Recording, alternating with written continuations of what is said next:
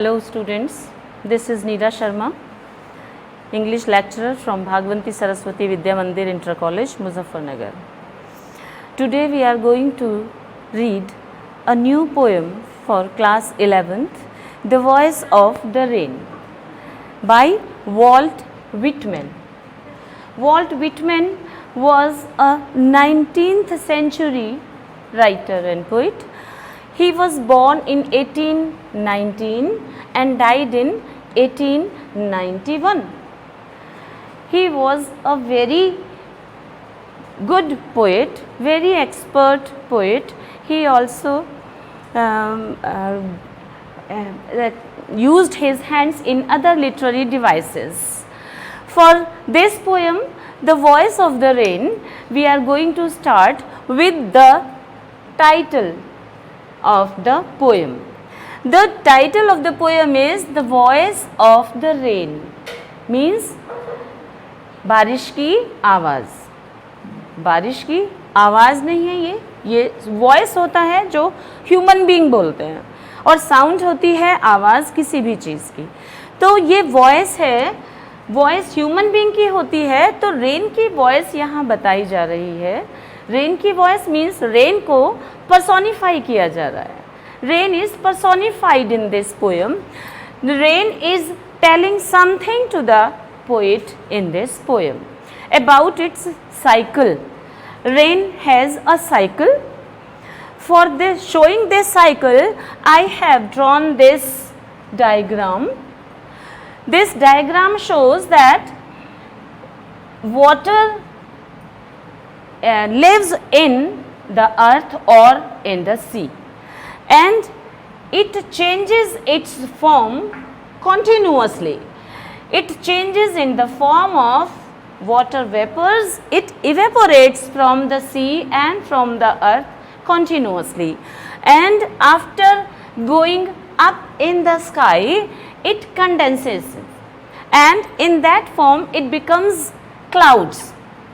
It becomes clouds, and after that clouds change its form in the form of rain. It comes down on the earth and goes into the sea. When it comes down, it comes to its birthplace from where it goes up. So when it comes down, it does many works, many activities. It generates hidden seeds. It beautifies the world, the nature. It quenches the thirst of the earth, the dried earth. So water does all the activities for the earth. नीचे आता है, पहले तो ये जहाँ से जाता है, ये वाटर जाता है वेपर भाप की शक्ल में, कॉन्टिन्यूअसली ये ऊपर जाता रहता है. हिडन, किसी को दिखाई नहीं देता, अननोटिस्ड होता है, किसी को पता नहीं चलता. वाटर कॉन्टिन्यूअसली चेंजेस फॉर्म, अपना रूप बदलता रहता है और ऊपर जाता रहता है. ऊपर आसमान में जाकर ये क्लाउड्स की फॉर्म ले लेता है, क्लाउड्स के शेप में आ जाता है, आकार में आ जाता है, तब हमें ये दिखता है. और फिर क्लाउड्स थिक हो जाते हैं जब बहुत ज़्यादा, तो फिर ये अपनी रूप चेंज कर लेता है और ये बारिश की शक्ल में फिर नीचे पृथ्वी पर आ जाता है.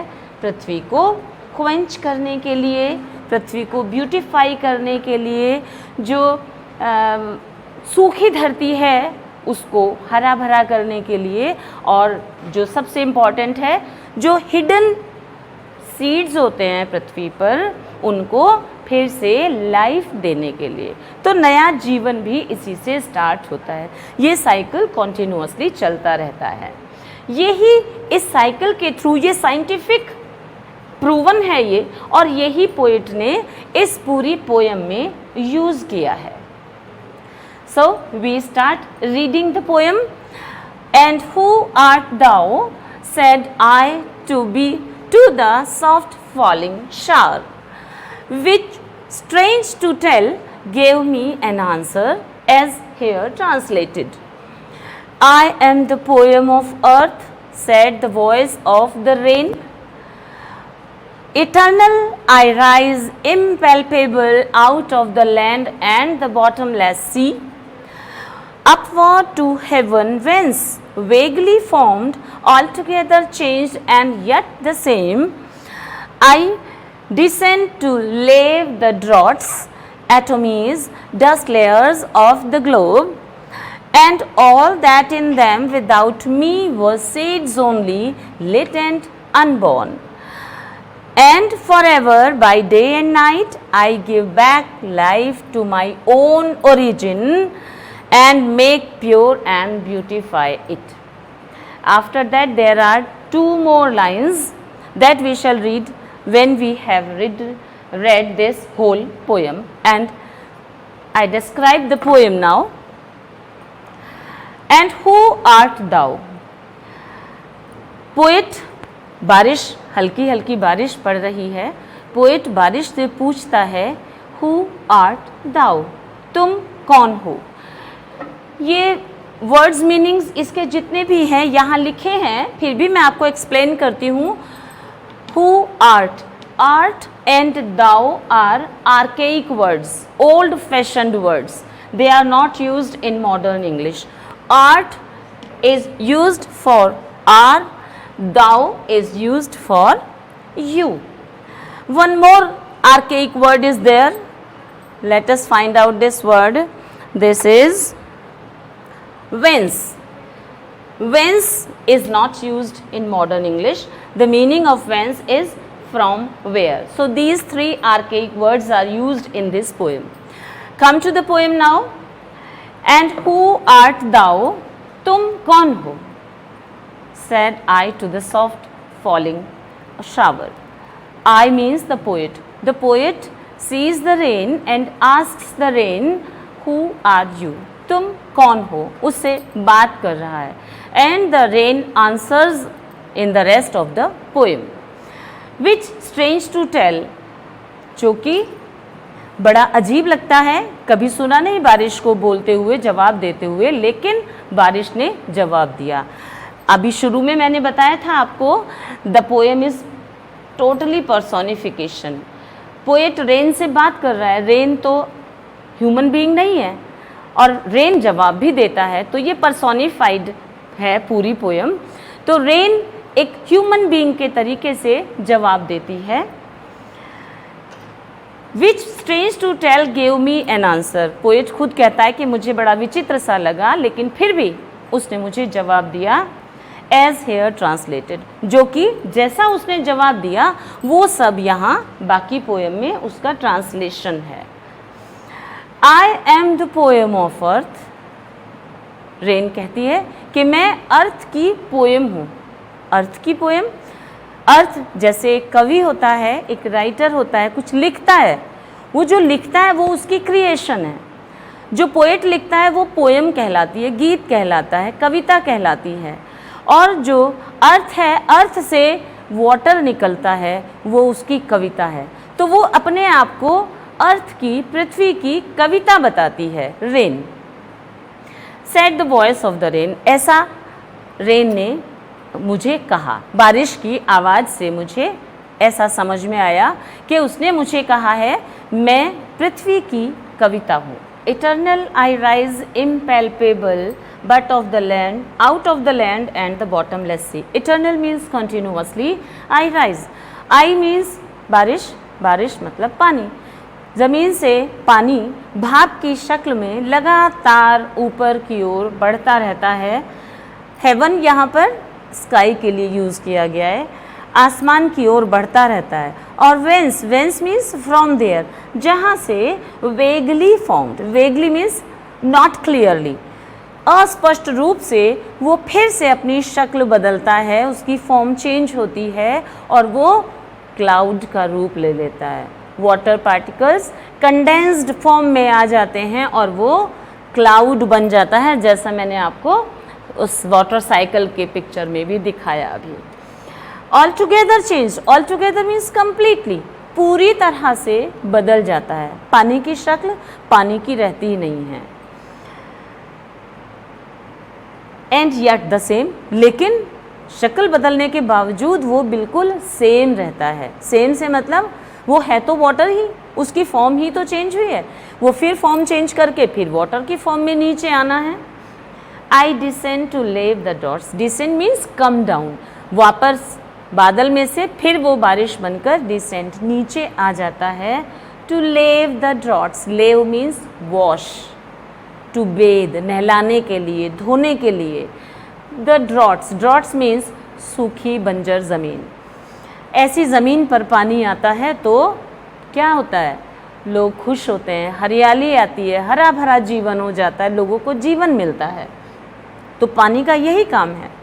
एटमीज, एटमीज मीन्स टाइनी पार्टिकल्स, बहुत छोटे छोटे भी जो पार्टिकल्स होते हैं, कण होते हैं उनको, और dust layers of the globe, globe means world या अर्थ, इस अर्थ की, इस वर्ल्ड की जितने भी डस्ट लेयर्स हैं, मिट्टी है जो वातावरण को गंदा किए रखती है, उस गंदगी को भी वाटर अपने साथ ले जाता है और अर्थ को पूरी तरह से क्लियर, स्वच्छ, साफ कर देता है।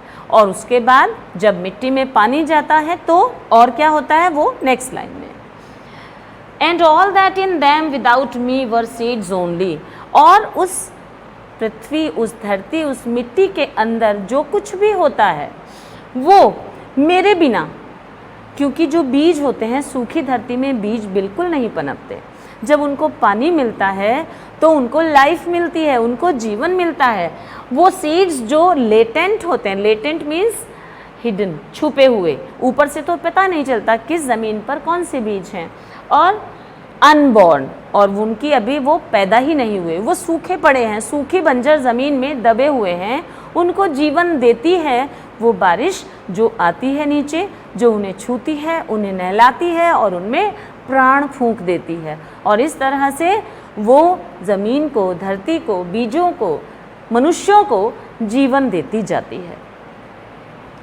And all that in them without me were seeds only, अगर मैं वहाँ ना जाऊँ, बारिश या पानी वहाँ ना जाए तो वो केवल सीड्स ही रहेंगे, कभी भी उनमें लाइफ नहीं होगी, कभी भी वो ग्रो नहीं करेंगे।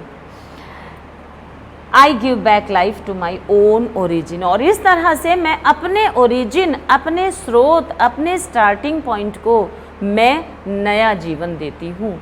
यानी मैं भी यहीं से पैदा होती हूँ, यहीं से जाती हूँ, धरती से और समुद्र से जाती हूँ, और फिर वापस उसी धरती और उसी समुद्र पे आ जाती हूँ जो मेरा स्रोत है, मेरा ओरिजिन है। And make pure and beautify it, और नीचे आकर मैं सब चीज़ों को पवित्र कर देती हूँ, शुद्ध कर देती हूँ, स्वच्छ कर देती हूँ और हरा भरा कर देती हूँ, ब्यूटिफाई कर देती हूँ। लोगों के मन भी खुश होते हैं बारिश के आने से। अब इसी साइकिल को पोएट ने एक और तरह से यूज़ किया है, जो इस पोएम की लास्ट लाइन्स हैं, और वो हैं, for song issuing from its birthplace after fulfillment, wandering, ragged or unragged, duly with love returns. For song, ऐसा ही मान लीजिए गीत को, यानी ये सिमिलैरिटी बारिश और गीत के बीच में पोएट ने बनाई है। For song, जैसा हमने अभी बारिश के लिए यूज़ किया है वैसा ही हम यूज़ करेंगे सॉन्ग के लिए। कोई गीत जब बनता है वो कहाँ से बनता है? पोएट से। पोएट सोचता है, विचारता है, उसके मन में अंकुर फूटता है, कुछ आता है, जब वो आता है तो वो गीत की शक्ल लेता है। वो गीत पोएट के मन से बनता है, और वो बनने के बाद इश्यूइंग, इश्यू मीन्स निकलना, पोएट के मन से निकलता है, पोएट की वो क्रिएशन होता है फ्रॉम इट्स बर्थ प्लेस, तो पोएट ही उसका बर्थ प्लेस है, वहीं से उसे ओरिजिन मिला, वहीं से उसे जन्म मिला।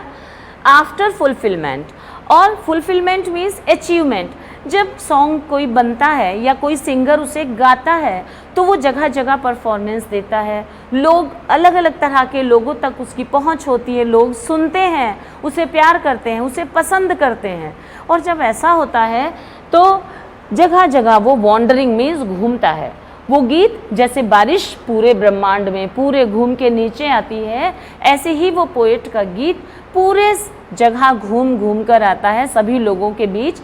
लोग उसे, आगे लिखा है रैग्ड और अनरैकेड, मीन्स लोग उसे नोटिस करें या ना नोटिस करें। ऐसे ही बारिश के लिए है, लोग उससे खुश हो या ना हो, बारिश को तो उसी सर्कल पे चलना है। और ऐसा ही गीत के लिए है, लोग उसे पसंद करें या ना करें, गीत तो लगातार घूमकर वापस उन सब लोगों का प्यार लेकर कवि के पास वापस आ जाता है।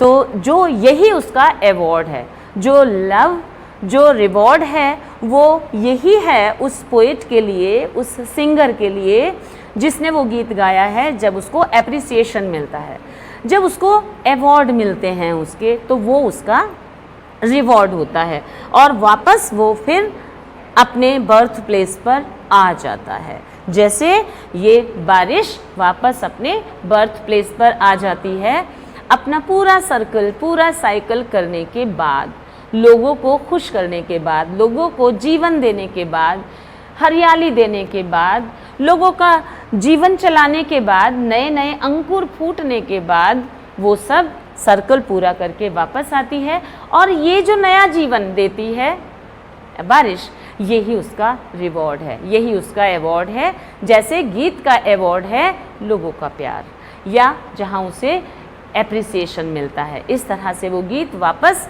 प्रेम सहित अपने ओरिजिन या कवि के पास आ जाता है। अब इस पोयम में कुछ लिटरेरी डिवाइसेस भी यूज़ की गई हैं, हम उनके बारे में बात करते हैं। वो लिटरेरी डिवाइस है, एक तो सबसे पहले the voice of the rain से ही पता चल जाता है कि इसमें personification figure of speech use की गई है। वो यहाँ से भी पता चलता है, ये जो लाइन है, द पोएम ऑफ अर्थ, अर्थ की पोयम, पृथ्वी का गीत।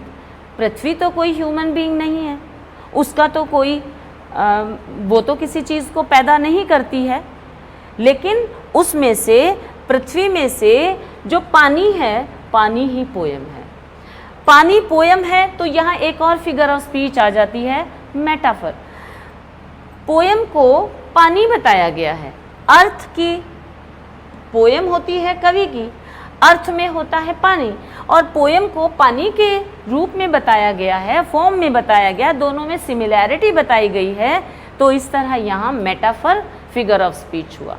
एक और फिगर ऑफ स्पीच इसमें है, यहाँ देखिए, ये बॉटमलेस सी। हम सब जानते हैं सी की बॉटम होती है, हालांकि वो बहुत बहुत गहरा होता है, इसलिए उसे पोएट ने बॉटमलेस सी बताया है। बॉटमलेस मीन्स जिसकी कोई तली ही नहीं है, हालांकि होती है, इसलिए यहाँ पर हाइपरबली फिगर ऑफ स्पीच है। इस तरह से ये पोएम कंप्लीट होती है। आई होप कि आपको समझ में आई होगी। Thank you.